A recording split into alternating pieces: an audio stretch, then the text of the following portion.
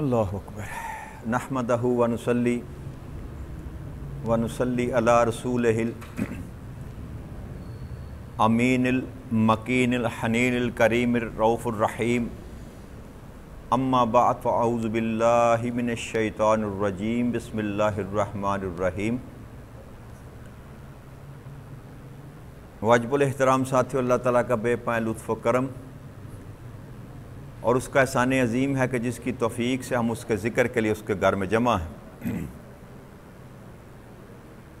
کل بحمداللہ تعالیٰ ہم نے سورہ البقرہ کی آیت نمبر 153 تک بات مکمل کی تھی۔ اس میں اللہ کریم نے یہ ارشاد فرمایا تھا کہ اے ایمان والو، نماز اور صبر کے ساتھ مجھ سے مدد چاہا کرو، اور یقیناً اللہ صبر کرنے والوں کے ساتھ ہوتا۔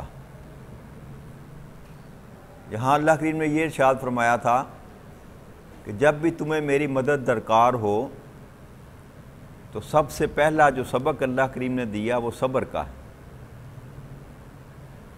پنجابی کہتے ہیں نا، کالیاں پینا تو چتھیاں پینا۔ اللہ کریم اس عادت کو ختم کہہ رہے ہیں کہ اس عادت کو ختم کرو، جلد بازی سے اجتناب کرو۔ تمہاری خواہش، تمہاری دعا پوری ہو یا نہ ہو، جو مانگنا چاہتے ہو، پہلے صبر کی سیڑھی پر قدم رکھو اور اس کے بعد نماز کو ذریعہ بناؤ، نماز کو ذریعہ بناؤ۔ اور اللہ نے ارشاد فرمایا کہ اگر تم صبر کرنے والوں میں سے ہو جاؤ گے، ان اللہ مع الصابرین، اللہ نے یہ وعدہ کر دیا کہ جو صبر کرنے والا ہے وہ مجھے اپنے ساتھ پائے گا، وہ مجھے، اور جس کو اللہ کی معیت مل جائے، کائنات میں کسی قسم کا کوئی اس کو غم، خوف، تکلیف باقی نہیں بچ، جس کو ساتھ اللہ کا مل جائے۔ دنیا کے کسی کیا کہتے ہیں کونسلر صاحب، گورنر صاحب، وزیر اعظم یا وزیر اعلیٰ کا ساتھ انسان کو مل جائے تو انسان کے پاؤں زمین پر نہیں ٹکتے، ایسا ہی ہے کہ نہیں ہے؟ تو جس کو اللہ کی سنگت مل جائے، اللہ کا ساتھ مل جائے، تو اس کا مقام کیا ہوگا؟ تو یہ صبر اتنا بڑا، اللہ کے قریب اتنا بڑا اس کا انعام ہے صبر کا، کہ اللہ نے سیدھی بات کر دی کہ جو صابر بن گیا نا وہ سمجھے کہ میں اس کے ساتھ، اور ہر قدم پر اس کے ساتھ، اس کے ہر کام میں اس کے ساتھ۔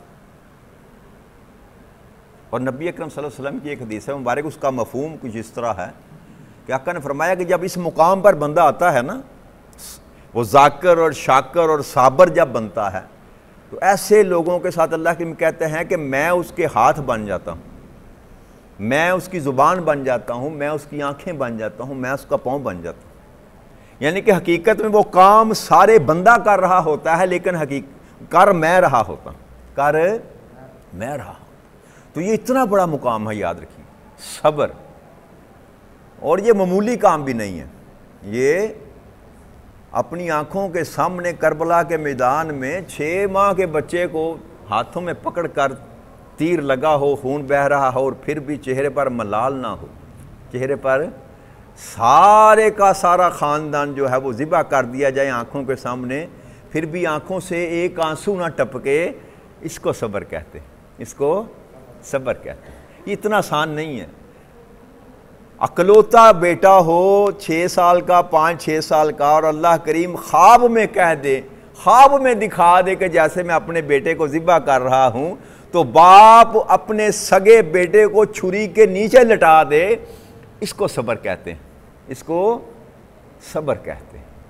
اور پھر اللہ نے حکم دیا کہ ابراہیم اب جا اپنے اس بچے، چھوٹے ننھے بچے کو، 2-3 ماہ کا بچہ، اور اپنی بیوی کو جا کے جنگل بیابان میں چھوڑیا۔ اور روایت میں آتا ہے کہ جب آپ چھوڑ کر واپس چلے نا، کچھ کھجوریں تھیں اور مشکیزہ ایک پانی کا تھا، تو حضرت ہاجرہ رضی اللہ تعالیٰ عنہ پیچھے سے آوازیں دیتی رہی، ابراہیم علیہ السلام نے مڑ کر نہیں دیکھا، مڑ کر، اس کو صبر کہتے ہیں۔ تو صبر کرنا اتنا آسان کام نہیں ہے، لیکن آپ اگر چاہتے ہیں کہ اللہ کی سنگت آپ کو میسر آئے اور آپ کے ہر کام کا ذمہ اللہ کریم لے لے تو پھر آپ کو صبر کی سیڑھی پر سفر کرنا ہی ہے، اس زینے کو چڑھنا ہے آپ نے، تب جا کر آپ کو اللہ کی میت کی منزل ملے گی۔ تو صبر شرط ہے، صبر شرط ہے۔ اور نماز تو ویسے ہی مسلمان پر فرض ہے، نماز تو جو نماز نہیں پڑھتا اس کا اسلام کے ساتھ تو ویسے ہی تعلق نہیں بنتا، اللہ کے ساتھ کیا تعلق بننا جی؟ اللہ کے ساتھ کیسے دوستی ہو سکتی ہے جس کی نماز کے ساتھ دوستی نہیں؟ تو نماز تو ہر انسان پر فرض ہے نا، صبر فرض نہیں ہے، صبر فرض نہیں ہے، لیکن صبر اللہ کریم کہتا ہے اس کا انعام یہ ہے کہ میں تمہیں مل جاؤں گا، میں تمہیں مل جاؤں گا۔ آگے اللہ کے ارشاد فرمایا، اللہ اکبر، وَلَا تَقُولُوا لِمَن يُقْتَلُ فِي سَبِيلِ اللَّهِ أَمْوَاتٌ، اور جو لوگ اللہ کی راہ میں مارے جائیں انہیں مت کہا کرو کہ وہ مردہ ہیں، مت کہا کرو کہ وہ مردہ ہیں، بل احیاء، وہ زندہ ہیں، وَلَٰكِن لَا تَشْعُرُونَ، مگر تمہیں اس بات کا شعور نہیں ہے، تمہیں اس بات کا شعور نہیں۔ یہ پہلا مقام ہے جہاں اللہ کریم شہید کی بات کر رہا ہے کہ جو بندہ میری راہ میں مارا جاتا ہے، میری راہ میں، یہ سب سے بڑی قربانی ہے انسان کی، یاد رکھیے، جان، مال، عزت، آبرو، یہ سب کچھ انسان قربان کرنے کے لیے تیار ہو جاتا ہے، اپنی جان دینا سب سے افضل جو ہے نا کام اللہ کے قریب جی، مشکل کام ہے، مشکل کام ہے یہ۔ تو اللہ نے فرمایا کہ اب اس کا انعام یہ ہے، جیسے صبر کرنے والے کا انعام ہے کہ میں اس کی میت میں آ جاتا ہوں، تو جو میری راہ میں مارا جائے اس کا انعام کیا ہے؟ اللہ کہتا ہے خبردار اس کو مردہ نہ کہنا، ہے وہ مردہ، ہے وہ، خود اللہ کریم فرما رہا ہے لمن یقتل، جو قتل کر دیا گیا، فی سبیل اللہ اموات، جو اللہ کی راہ میں مارا گیا، جو مر گیا اللہ کی راہ میں، قتل کر دیا گیا اور اللہ کی راہ میں جسے موت آ گئی، مارا گیا، خود ہی اللہ کریم کہہ رہے ہیں وہ مردہ ہے، وہ مردہ ہے، لیکن کیا فرمایا؟ بل احیاء، وہ زندہ ہے، وہ زندہ ہے، لیکن تمہیں اس بات کا شعور نہیں ہے، تم نہیں جانتے کہ وہ کیسی زندگی ہے، وہ کیسی زندگی ہے۔ تو اللہ نے اللہ کی راہ میں شہید ہونے والوں کو مردہ کہنے سے منع فرما دیا۔ یہ آیت کریمہ جو ہے نا، یہ جو بدر میں شہید ہوئے تھے نا صحابہ اکرام، ان کی شان میں یہ آیت کریمہ نازل ہوئی۔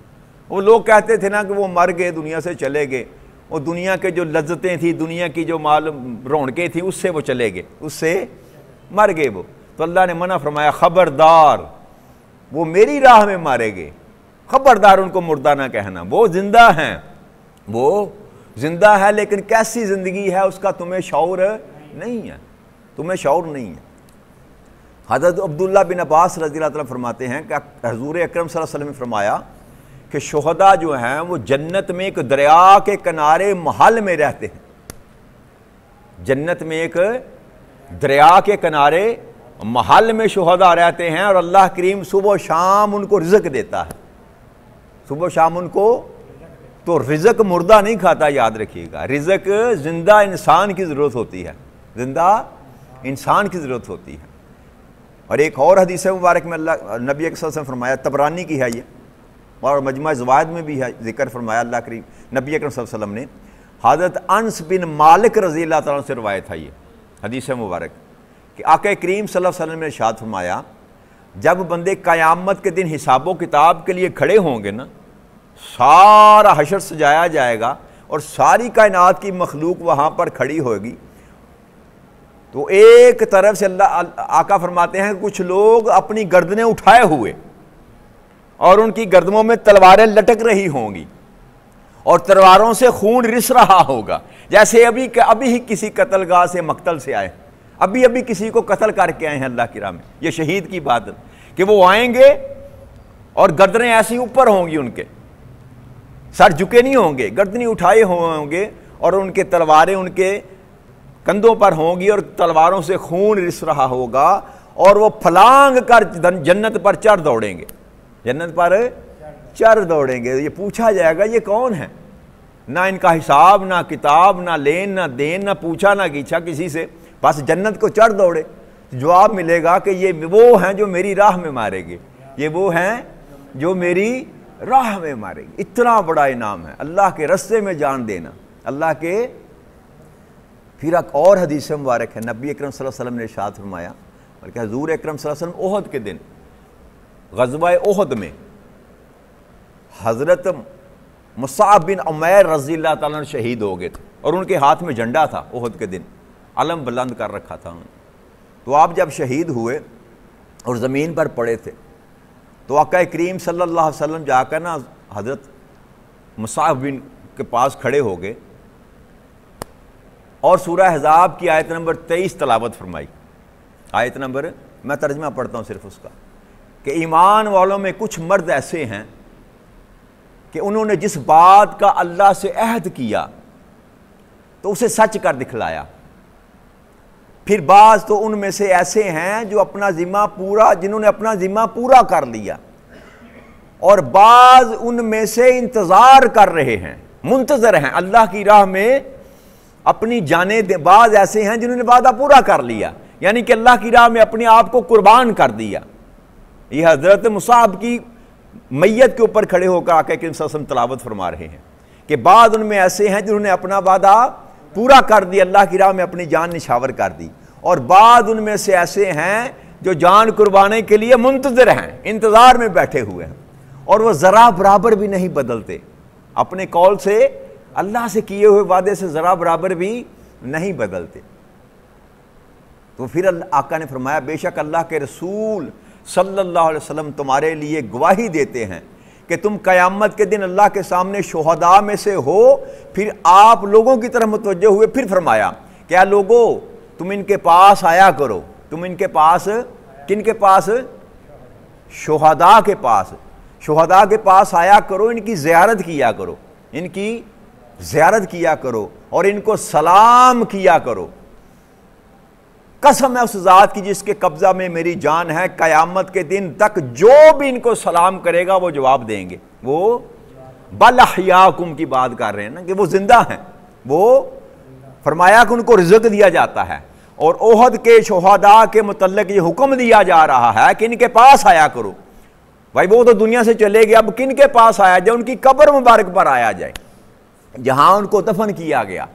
آپ نے حکم دیا کہ ان کے پاس آیا کرو، ان کی زیارت کیا کرو، ان کی زیارت کیا، مقصد کہ قبر کی زیارت کیا کرو، قبر کی زیارت کیا کرو، اور پھر فرمایا کہ ان کو سلام کیا کرو۔ جب قبر پر جاؤ تو ان کو، وہ تیرے سلام کو سنتے ہیں اور قیامت تک تیرے سلام کا جواب دیں گے، قیامت تک تیرے سلام کا جواب دیں گے۔ یہ اس بات کا جواب آقا کریم صلی اللہ علیہ وسلم دے رہے ہیں کہ ان کو مردہ نہ کہو، وہ زندہ ہے، وہ زندہ ہو کر جاتا ہے۔ اور ایک قول یہ ہے کہ ان کی روحیں عرش کے نیچے قیامت تک رکوع اور سجود میں مشغول رہتی، اللہ کے عرش کے نیچے، اللہ کے عرش کے نیچے سجدے کرتے رہتے ہیں، رکوع کرتے رہتے ہیں۔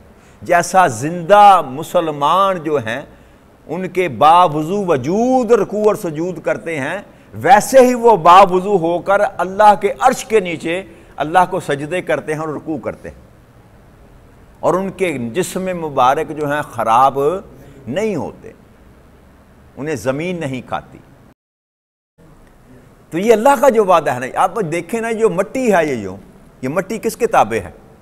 یہ مٹی جو اللہ آگ کو حکم دیتا ہے خبردار میرے ابراہیم کے ایک بال کو بھی نہ جلانا، تو آگ کا کام کیا ہے؟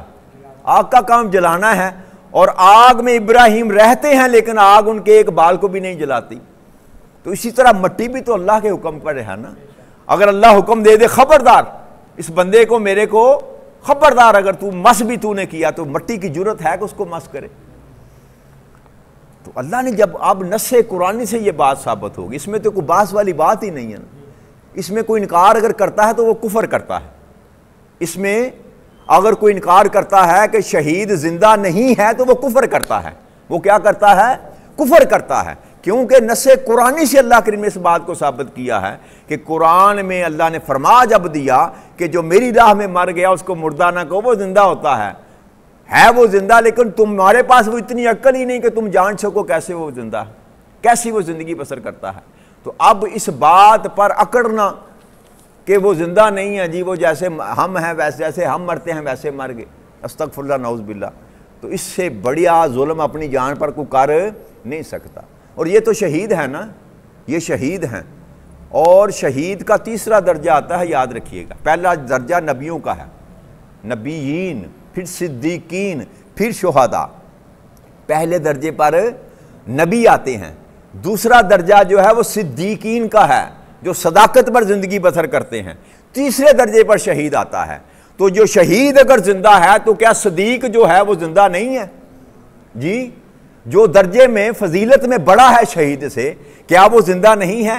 اور پھر صدیق سے بڑھ کر جس کا درجہ ہے وہ نبی ہے، تو کیا نبی زندہ نہیں ہے؟ جو استغفر اللہ نعوذ باللہ، جن کی زبانیں یہ تان کرتی ہیں کہ وہ جس طرح ہم زمین میں چلے جاتے ہیں مٹ جاتے ہیں، اس طرح وہ بھی مٹ گئے، استغفر اللہ نعوذ باللہ، ان کے لیے یہ نصیحت ہے کہ خدا کے بندے عقل سے کام لو۔ جس شہید کو اللہ کریم کہتا ہے اس کو مٹی نہیں چھو سکتی، تو جو نبی ہے اس کو مٹی کیسے چھو سکتی؟ کیا نبی شہید نہیں ہوتا؟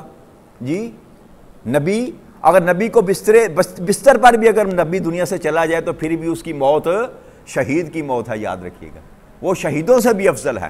تو یہ گمان کرنا یا یہ عقیدہ رکھنا کہ وہ دنیا سے چلے گئے، زمین میں مٹی میں مل گیا، استغفر اللہ استغفر اللہ استغفر اللہ، کروڑ بار استغفر اللہ، یہ کسی ایمان والے کا عقیدہ تو یہ نہیں ہو سکتا۔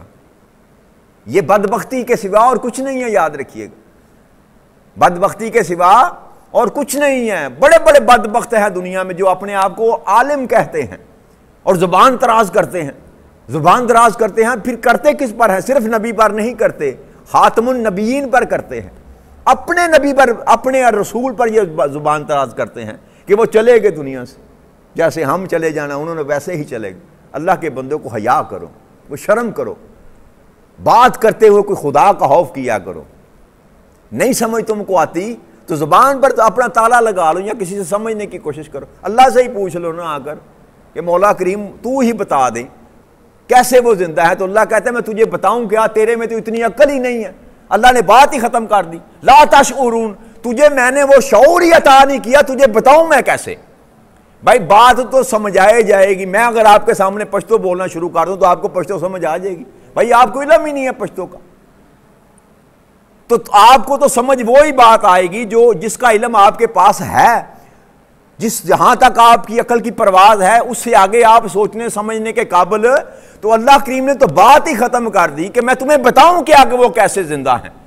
کیوں کہ تمہیں تو وہ شعور ہی میں نے نہیں دیا، تمہیں وہ میں نے عقل ہی عطا نہیں کی جو اس بات کا اندازہ کر سکے کیسے زندہ ہیں۔ لہٰذا اس بحث میں پڑھنا انسان کو زیبا نہیں دیتا۔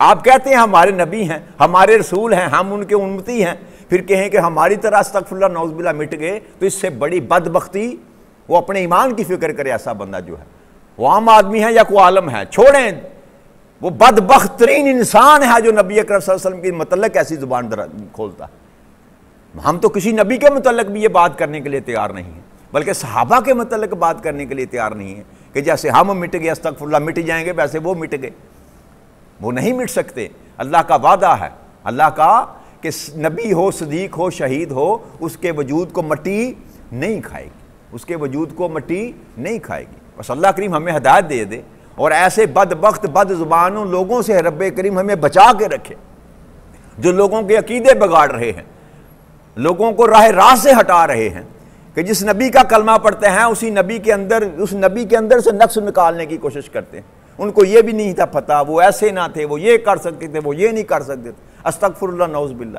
وہ اللہ کے بندے تو نے ایمان کس پر لے کر آیا؟ تو کلمہ کس کا پڑھتا ہے؟ تو نے مانا کیا ان کو؟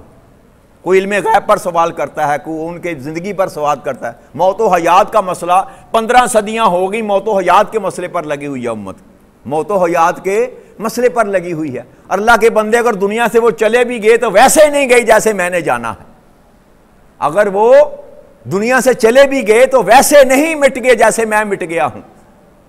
اگر وہ زندہ بھی ہیں جو اللہ کہہ رہا ہے بل احیاء، تو کیسے زندہ ہیں ہمیں اس کا شعور ہی نہیں، ہم ادراک ہی نہیں رکھتے۔ بحث کیا کرنی نبیوں پر، موت و حیات کی بحث کیا کرنی جب اللہ نے تمہیں اتنی عقل ہی عطا نہیں کی؟ کتنا پڑھ سکتا ہے تو؟ کیا اللہ سے زیادہ تو علم رکھتا ہے؟ جب اللہ کہتا ہے کہ وہ زندہ ہیں پھر تو بحث کس بات کی کرتا ہے؟ میں بحث کس بات کی کر سکتا ہوں جب اللہ نے ہی میری زبان بند کر دی بل احیاء کہہ کے کہ وہ زندہ ہیں؟ تمہیں اس بات کا شعور نہیں ہے، پھر اب باقی بچتا کیا ہے؟ پھر بھی ہم زبان اگر کھولیں تو اپنی بدبختی کو آواز دے رہے ہیں، اپنے لیے جہنم کی ٹکٹ خرید رہے ہیں، اپنے لیے دوزخ پر مور لگوا رہے ہیں، مور تصدیق کروا رہے ہیں۔